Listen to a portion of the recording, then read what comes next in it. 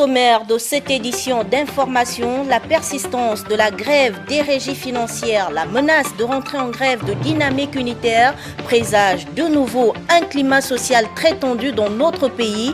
Dans ce journal, les revendications émises par les confédérations syndicales.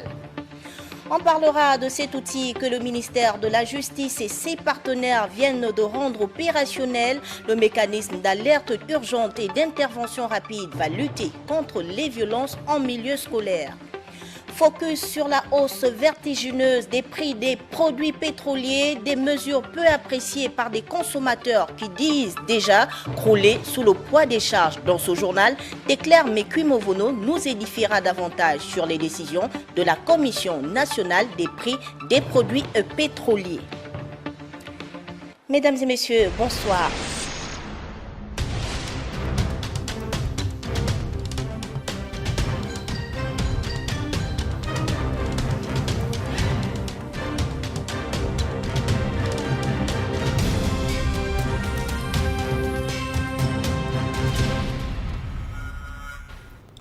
Très heureux de vous retrouver dans ce 18-22, c'est l'heure de la grande édition sur Gabon 24. Bienvenue si c'est seulement maintenant que vous nous rejoignez. Lancement officiel ce 27 juillet à Libreville.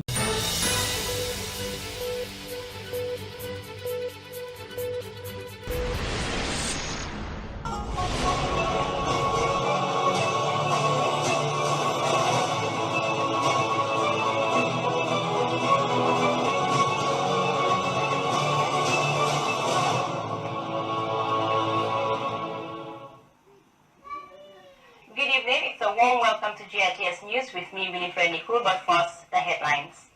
President Barrow returns to Banjul after attending the 5th Dakar International Forum on Peace and Security.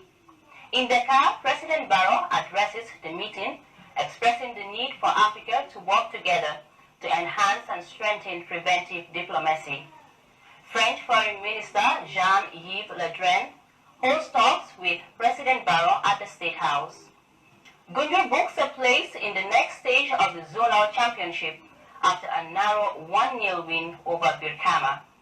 And Egyptian security forces say they have killed several militants believed to have been behind a deadly attack on Coptic Christians. Well, viewers, those are the headlines.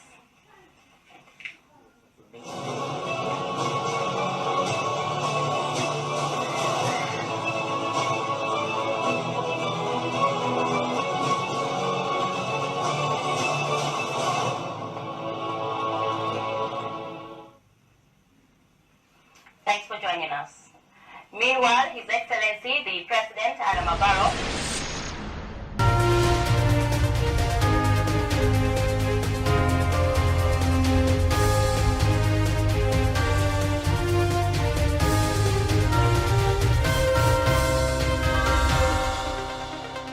This is QTV News and I am Jenna Bosonko. In this edition, President Barrow takes decision on Social Security and Housing Finance Corporation crisis. The Birkama Market Disaster Relief Fund account officially closed, raising over $1 million.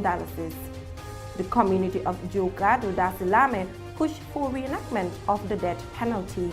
And Amnesty International, in partnership with the Ministry of Higher Education, held workshop at Nusrat Senior Secondary School in efforts to promote human rights-friendly education. Those are our top stories. And now the news in detail. Stay with us.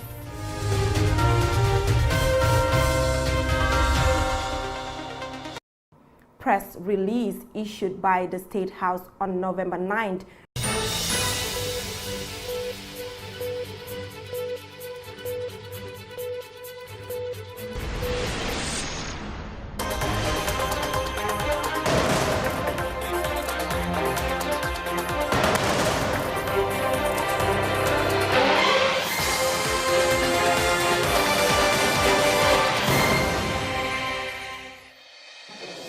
მზადება საპრეზიდენტო არჩევნების მეორე ტურისთვის პარტია ქართული ოცნება კონსულტაციებს განაგრძობს.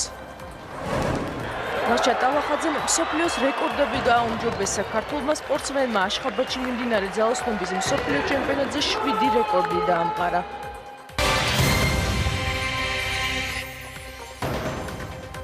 მოგესალმებით, ეთერშია მოამბე 21 საათზე სტუდიაში მარიამ ვაშაძე მუშაობს.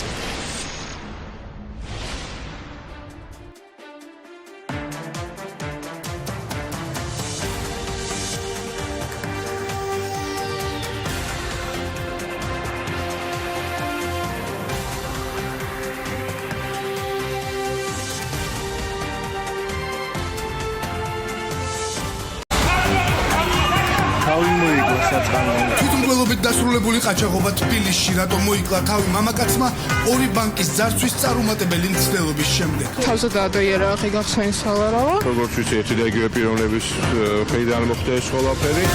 როდის და ვისთან ერთად მიდის კიევში მიხეილ სააკაშვილი და გეგმავს თუ არა ის უკრაინაში ხელისუფლების შეცვლას. ხალხთან ერთად მივალდა შექმნი ხელისუფლების ლეგალურად შეცვლის მექანიზმს. რა საერთო გზავნილები აქვს საქართველოს მესამე პრეზიდენტს პეტრო პოროშენკოსა და ბიძინა ივანიშვილისთვის. თუ ყველა ერთად გავაძლევთ ხელს, იქაც და აქაც დამარცხდებიან.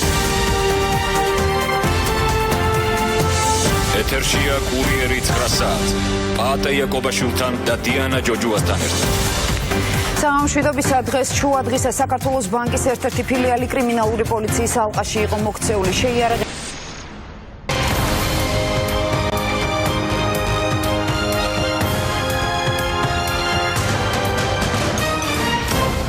საღამომშვიდობის პირდაპირ ეთერშია ქრონიკა 8 საათზე ახალ ამბების ანალიზი აუდელეონ ჯავახიშვილი გაგაცნობთ. საღამომშვიდობის გამოშვებაში დღეს ნახავთ.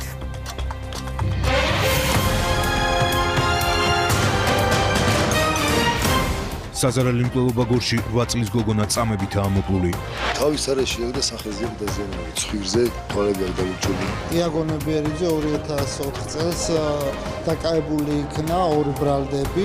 ვინ არის დაკავებული იაგონე ბერიძე და რა კავშირი აქვს მას 14 წლის წინ 11 წლის ბავშვის გატაცების საქმესთან?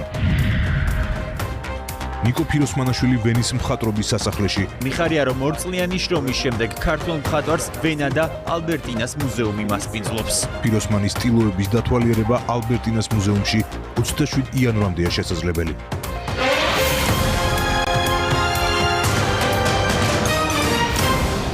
რამდენიმე წუთის წინ უკრაინულმა ვებგვერდმა მიხეილ სააკაშვილისა და ბიძამის სისტემურ ალასანიას ამჯერად ფარული ვიდეო ჩანაწერი გაავრცელა.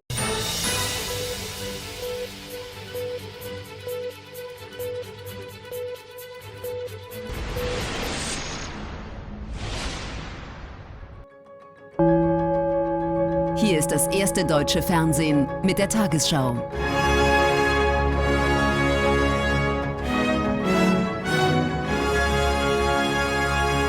Heute im Studio Jens Riewer.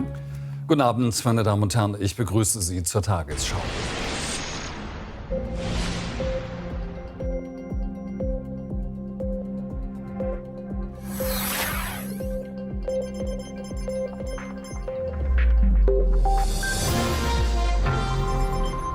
Reaktion auf Terror. Das türkische Militär greift massiv IS-Stellungen in Syrien an. Entscheidung im Eiltempo. Der Bundestag gibt grünes Licht für den neuen Flüchtlingsausweis. Scharfe Kritik nach Dopingskandal. Der WADA-Bericht wirft dem Leichtathletik-Weltverband Komplettversagen vor. Die Nachrichten des Tages. Heute mit Petra Gerster. Guten Abend, willkommen bei den Nachrichten um 19 Uhr. Wolf-Dieter Poschmann hat wieder den Sport für Sie dabei. Schönen guten Abend.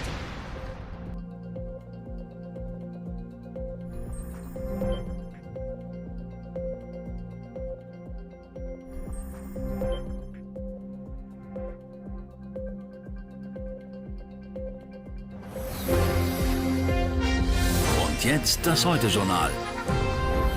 Mit Kai Sölve-Richter und Klaus Kleber. Guten Abend. Das Saarland ist auf dem Schachbrett deutscher Politik eine ganz eigene Figur.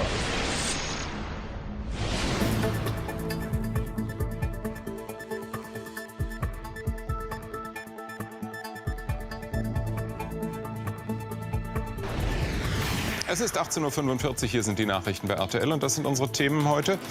Terroranschlag verhindert. Die Polizei fasst in Schwerin einen 19 Jahre alten Syrer, der mit Sprengstoff viele Menschen töten wollte. 500 Jahre Reformation. Ganz Deutschland feiert den Höhepunkt des Lutherjahres. Wir wollen wissen, was würden die Menschen heute in der Kirche verändern. Und das große Gruseln. Es ist Halloween und Zombies, Vampire und Geister haben ihren großen Abend. Unser Reporter hat ausprobiert, wie das perfekte Erschrecken funktioniert.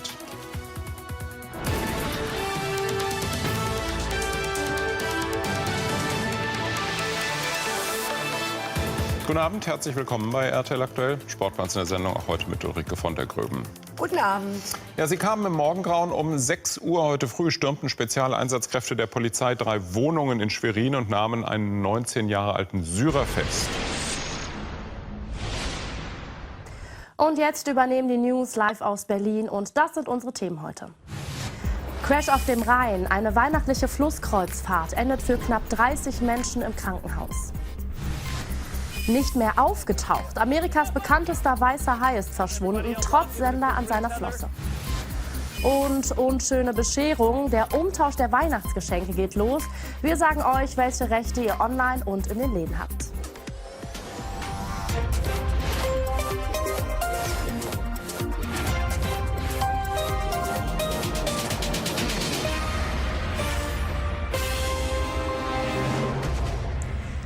Uhr am Mittwoch, hallo zu den RTL 2 News. Eine weihnachtliche Schiffrundreise auf dem Rhein endete für 129 Menschen mit einem Riesenschock.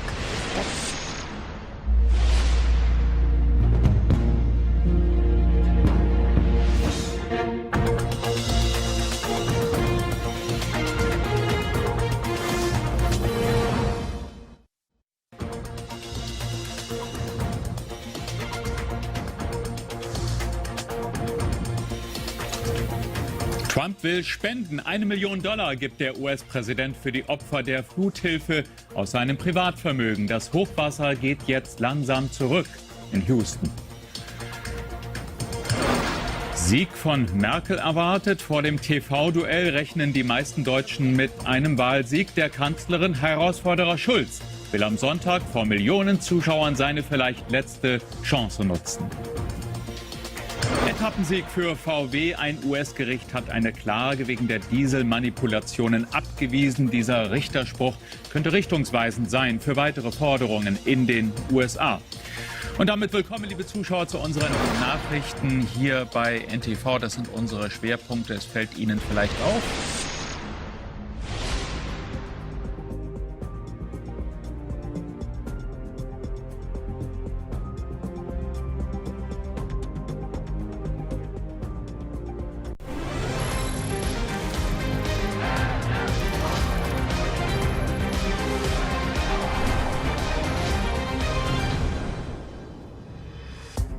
Kampf und Leidenschaft mit viel Pathos verweist US-Präsident Trump in seiner Rede an die Nation auf die Erfolge seiner Präsidentschaft.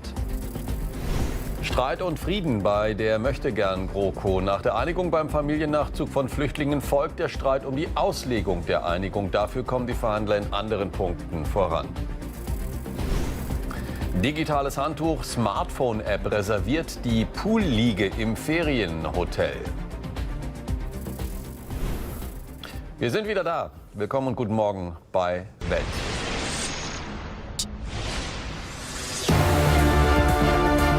Live aus Berlin. Die SAT.1 Nachrichten. Guten Abend und willkommen heute unter anderem zu diesen Themen. Zollfrei. Donald Trump schlägt den Europäern plötzlich Handel ohne Barrieren vor. Was taugt die Idee? Freie Arztwahl nicht für Kinder. In immer mehr Städten suchen Eltern vergeblich nach einer Praxis. Und hitzefrei, so einfach ist das leider nicht. Was Arbeitgeber bei den Rekordtemperaturen tun müssen und was nicht. Eigentlich wollen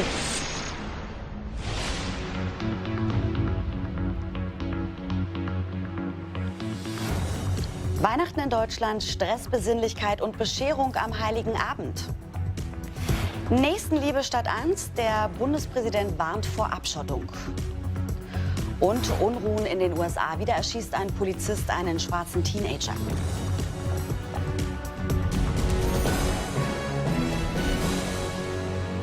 Im Studio Leslie Nachmann. Und damit ganz herzlich willkommen zur Weihnachtsausgabe von Newstime.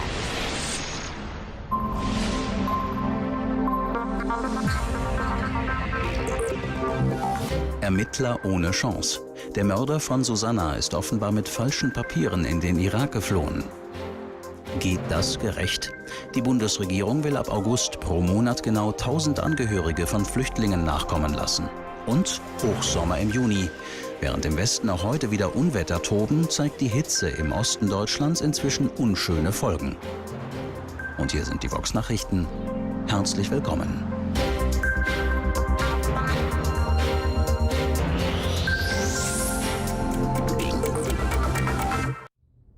Kann der Mörder der 14 Jahre alten Susanna...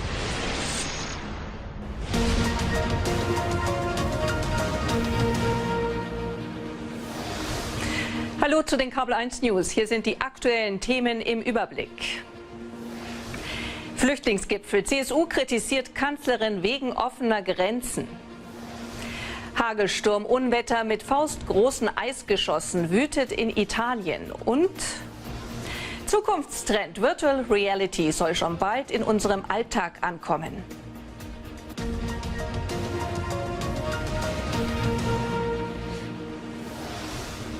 Tausende Flüchtlinge kommen auch heute wieder nach Deutschland. Mehr als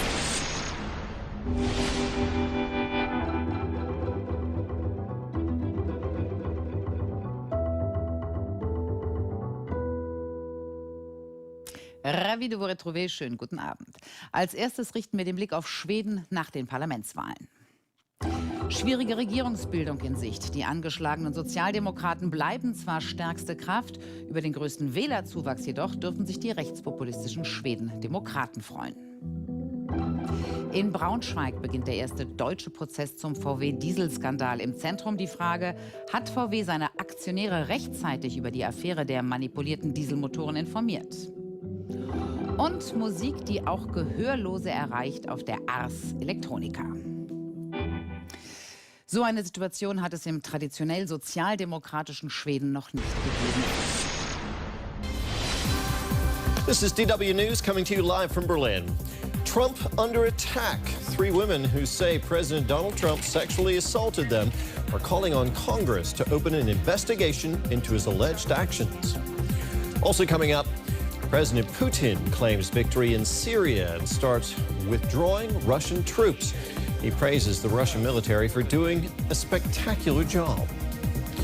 And the Bundesliga is back for some midweek action. Leipzig is looking to keep up the chase at the top of the table, while Dortmund and their new coach hope to turn their season around.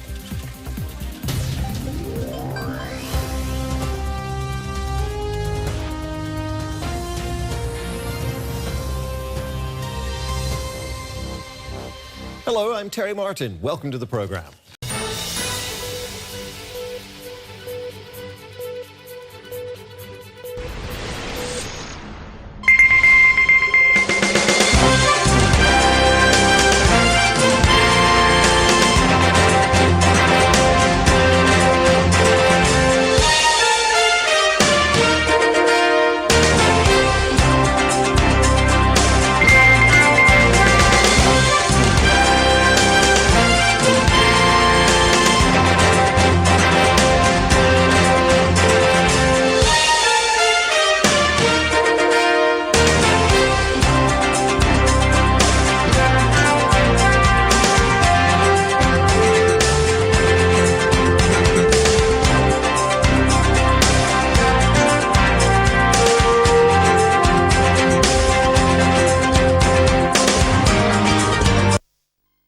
Coming up in this package, parts of Accra flooded after Sunday afternoon rains. Gas explosion at Tematilaku Michelle Camp Road.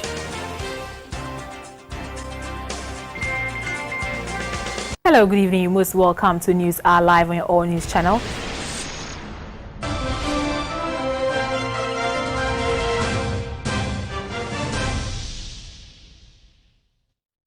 Hello, good evening. It's 22 hours GMT live from the News Hub here at Addis Ababa. This is News at 10. I'm Stephen NT. And let's start with the major news highlights for the day. Chairman of the Appointments Committee of Parliament, Joseph Osei-Wusu, says he's taking the bribery allegation seriously and has backed a full-scale investigation into the matter. The chairman said he had wanted to suspend sitting of the committee until investigations were conducted.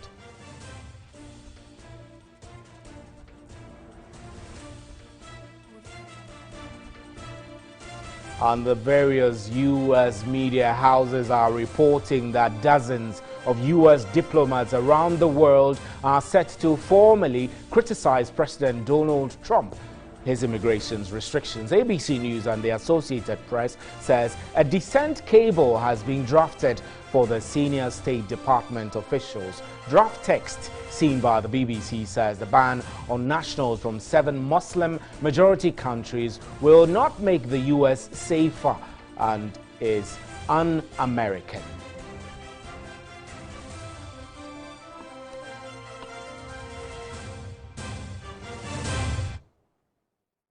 This is still the big one.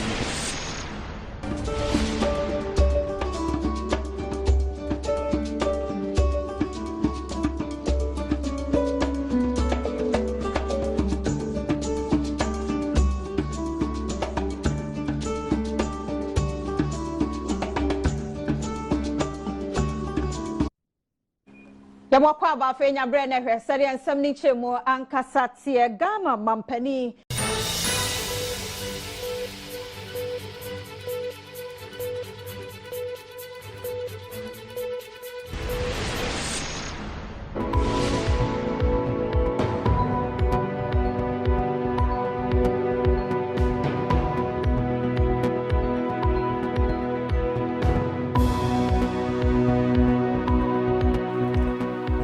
Tonight's top stories.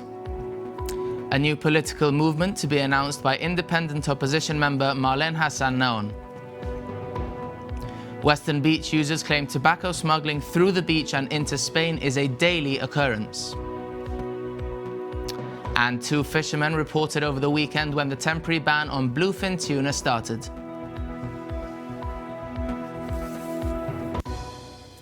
Good evening.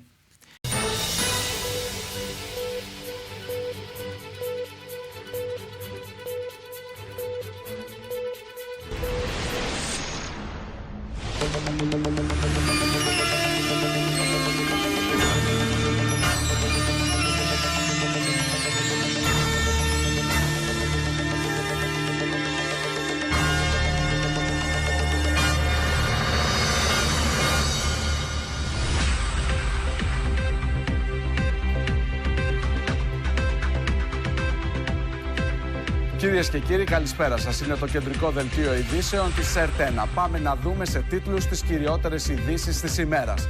Πράσινο φως από το Eurogroup. Επιστρέφουν οι θεσμοί στην Αθήνα. Στο στούντιο ο κυβερνητικός εκπρόσωπος Δημήτρης Τζανακόπουλος. Το πλαίσιο της πολιτικής συμφωνίας του 3 μεγάλους στην πινακοθήκη της αιωνιότητας, οι δημιουργίες του Δημήτρη Μηταρά, του Γιάννη Κουνέλη και του Δημήτρη Βαλαβανίδη.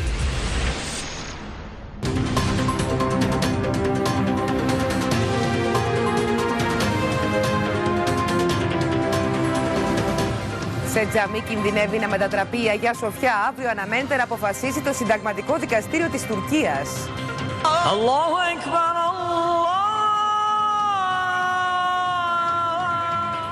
Νέα κόλπα από τους ληστές παρουσιάζονται ως υπάλληλοι του Δήμου που μοιράζουν φρούτα και μπαίνουν στα σπίτια ανυποψίας των πολιτών. Μπαίνουν μέσα για να τους διευκολύνουν τα καπάσια αυτά και κλέβουν. Καινούρια αυτή η μέθοδος τώρα.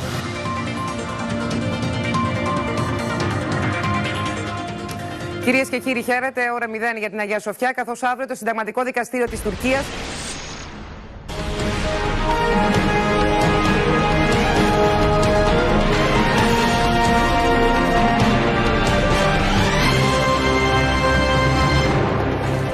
Κυρίες και κύριοι, χαίρετε. Παρασκευή 16 Νοεμβρίου σήμερα και έχουμε εξελίξεις και ανατροπές στο προσήφορο της Εκκλησίας και του κράτους. Ναι στο διάλογο, αλλά όχι στην αλλαγή του τρόπου μισθοδοσίας των κληρικών, αποφάσισε η ιεραρχία σε μια θυελλώδη συνεδρίαση. Ένταση στο Πολυτεχνείο, προπυλακισμοί στην αντιπροσωπεία του ΣΥΡΙΖΑ που πήγε να καταθέσει στεφάνι. Έπιασε δουλειά το γεωτρύπανο της ExxonMobil στην Κυπριακή ΑΟΣ υπό ισχυρή ναυτική αμερικανική παρουσία. Στην Κύπρο και ο Υφυπουργός Ενέργειας των ΗΠΑ. Έκτακτο δελτίο επιδείνωσης του καιρού με καταιγίδες, κρύο και χιόνια. Ποιες περιοχές θα πληγούν? Αντιμέτωπη με πρόταση μομφής, κινδυνεύει να βρεθεί η Τερέζα Μέη στη Μεγάλη Βρετανία. Νέα δημοσκόπηση δείχνει τώρα ότι οι Βρετανοί δεν θέλουν πλέον τον Brexit. Ναι στο διάλογο, όχι στη μισθοδοσία των κληρικών εκτός δημοσίου, αποφάσισε σήμερα η ιεραρχία.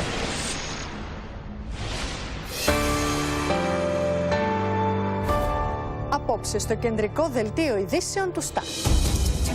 Για ποιες υποθέσεις ανοίγουν τους λογαριασμούς του Κώστα Σιμίτη? Τον εκτελεστή του Κατσίφα ψάχνει η οικογένεια, ξεσπά ο πατέρας. Οι δίγλωσοι Έλληνες της Φλόρινας απαντούν στη σκοπιανή προπαγάνδα. Δεύτερο στεφάνι για τον υπάτιο Πατμάνογλου. Και τώρα, το κεντρικό δελτίο ειδήσεων του Σταρ με τη Μάρα Ζαχαρέα.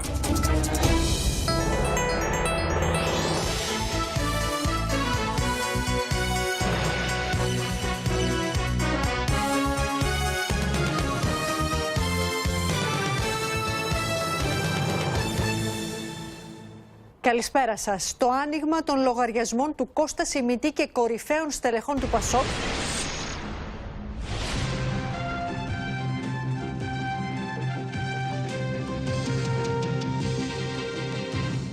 Καλό μεσημέρι, κυρίες και κύριοι.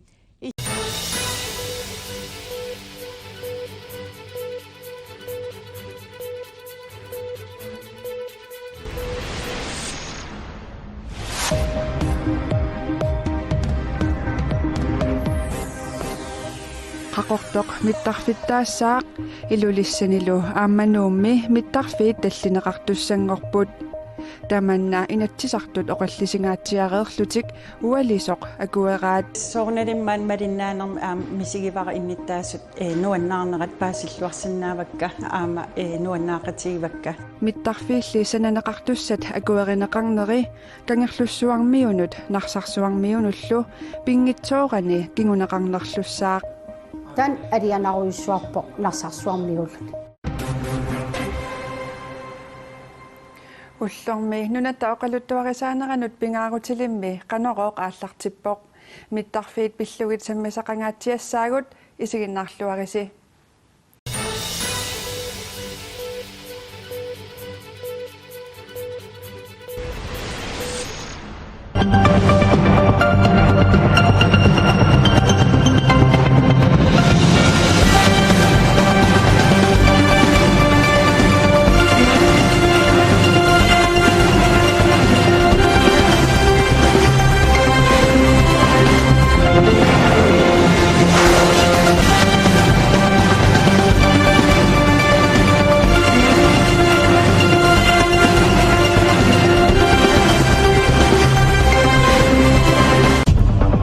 Live from the Grenadian capital, this is the GBN Television News.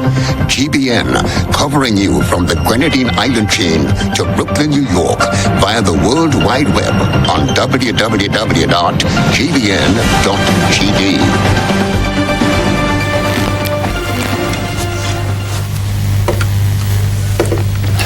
Welcome to the GBN Television News. It's Wednesday, the 27th of December.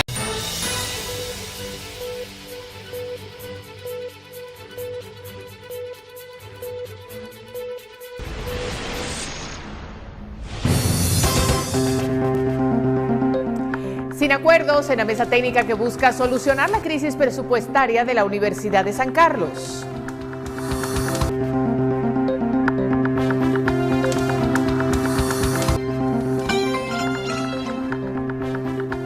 Problemas en el suministro del agua en zona 18 preocupa a vecinos que se quejan por los pagos efectuados por un servicio no recibido.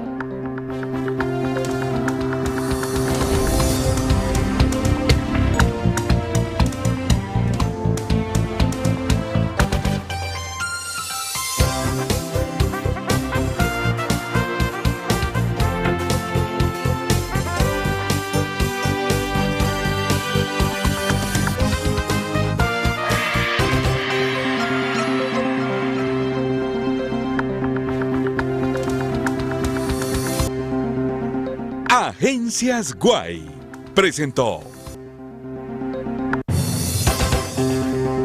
Muy buenas buenas noches, gracias por acompañarnos este lunes 12 de noviembre en la tercera emisión de Noticiero Guatevisión. Estamos listos desde Ciudad de Guatemala con todo el equipo. Es una pérdida irreparable. Siempre he dicho que aquí nosotros somos pasajeros. Luto, angustia y desesperación para una familia de Sololá. Hoy inhumaron el cuerpo de Elda María Sarazúa, víctima mortal del naufragio. Su hija Wendy Melet sigue desaparecida. Ya rescataron la lancha que naufragó. Todos coincidimos en que junto con estos derechos, el migrante también tiene responsabilidades. Reconciliación y migraciones destacaron en la 26ª Cumbre Iberoamericana de Presidentes y Jefes de Estado, que culminó esta noche en la antigua Guatemala.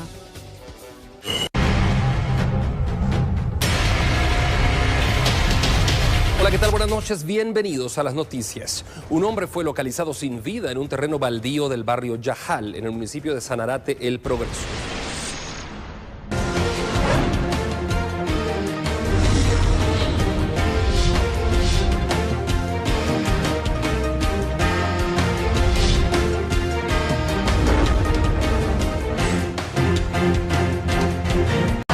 Se lanzan de bus en marcha al percatarse que la unidad de la ruta 203 era asaltada en el periférico.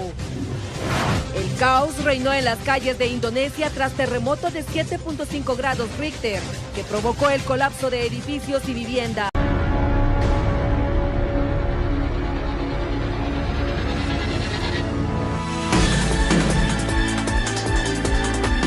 Buenas tardes, tengan todos ustedes, sean bienvenidos a Noti 7. Iniciamos de inmediato con la información. Lamentablemente, esta mañana se dio un accidente de tránsito en el Boulevard Los Próceres y 20 Avenida de la Zona 10. Nuestros titulares, buenas noches.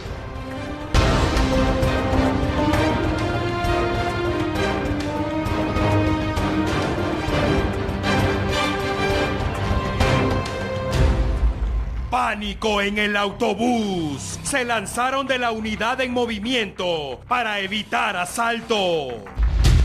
Y en los deportes, CR7, acusado de violación. T13 Noticias, orgullosamente guatemaltecos. Esta noche iniciamos hablando sobre la inseguridad que se vive al momento de abordar un autobús en la capital. Así es, un grupo de pasajeros vivió este día momentos de pánico cuando delincuentes abordaron una unidad de la ruta 203.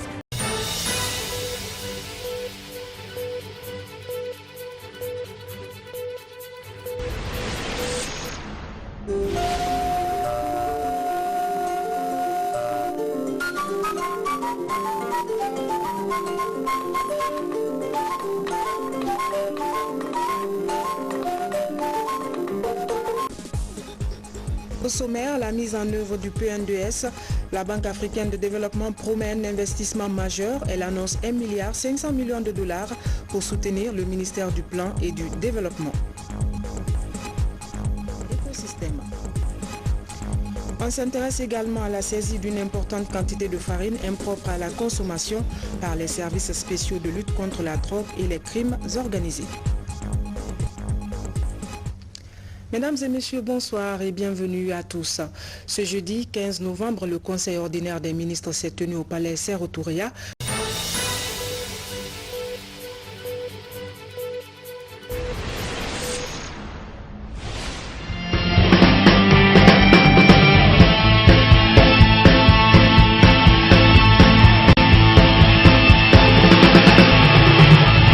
Boa noite. O presidente da Assembleia Nacional Popular recebeu hoje em audiência o representante da União Africana.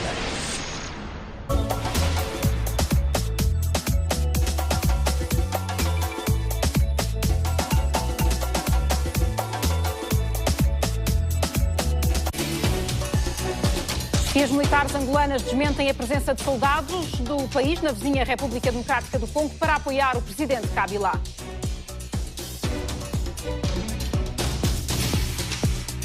Foi assassinado em Maputo Jeremias Pondeca, quadro sénior da Renamo e membro do Conselho de Estado.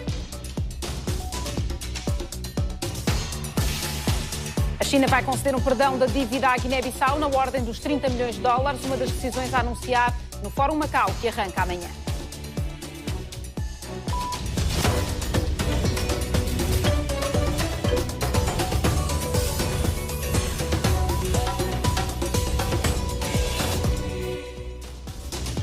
Boa noite. O chefe de Estado-Maior das Forças Armadas de Angola desmente a presença de militares angolanos em Kinshasa, alegadamente para apoiar o presidente Joseph Kabila.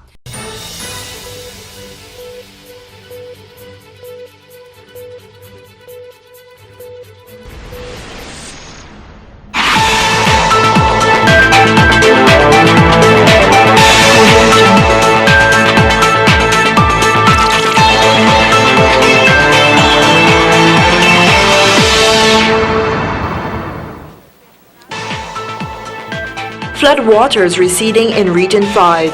2 remanded for cocaine in fish. And in sport, bowling machines acquired for Guyana Jaguars. Those stories and more right now in this our Monday, June 13 edition of the NCN News. I am Leanna Bradshaw. Thank you for joining us.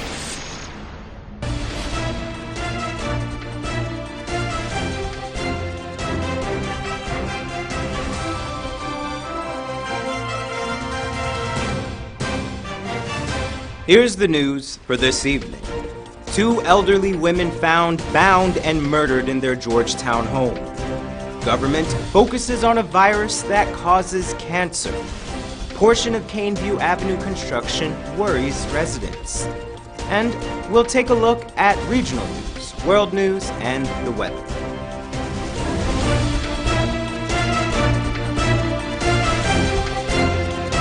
From Safe TV headquarters in South Bramwell Gardens, this is Safe TV Headline News with George Gonzalez. Headline News is now being streamed live on our YouTube channel.